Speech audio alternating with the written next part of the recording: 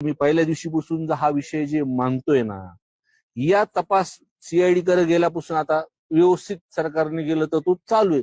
पण कुठं ना कुठं या यंत्रणेला तपासापासून किंवा हे जे काही लोक आहेत जे वाल्मिक कराडच्या सोबत आहेत आणि हा गुन्हा झाल्याच्या नंतर जे काही मदत त्यांना त्या अटक होईपर्यंत इकडं तिकडं फिरवत होते ही जे लोक हे जे काही रेकॉर्डवरती आले ह्यांना कुठेतरी मदत होती असं मला वाटतं. आणि या मदत करण्यामध्ये त्यांचे निकटवर्ती जे आहेत धनंजय मुंडे साहेब यांनी स्वतःच सांगितलं होतं.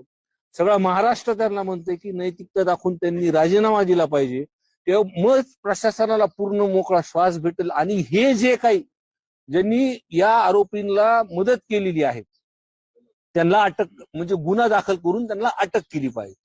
आज सुद्धा म्हणजे वारंवार या गावामध्ये आम्हाला सर्वांना यावं लागतं. प्रशासन आश्वासन देतं, तुम्ही म्हणतात परत आम्ही राजकारण करतो.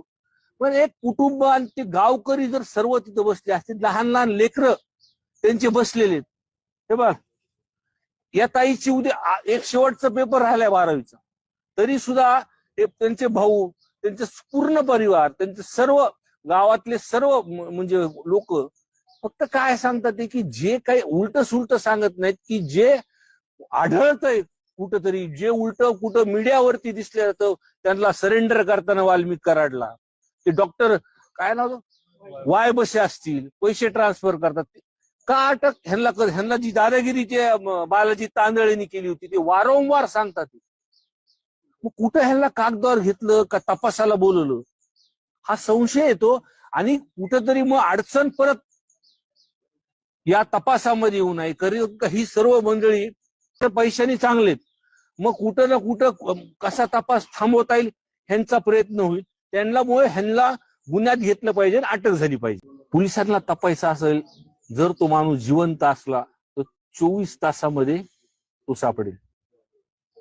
माझं मत तसं काही प्रकरण आधीचे जर बघितले तर जो माणूस नसेलच तो काय सापडणार, हा मूळ विषय ह्याच्यातला. म्हणून ह्या सर्व तपासामध्ये अजून काही खालीवर होऊ नये, जे काही मोबाईल सापडले नाहीत की अनेक अजून काही विषय असतील.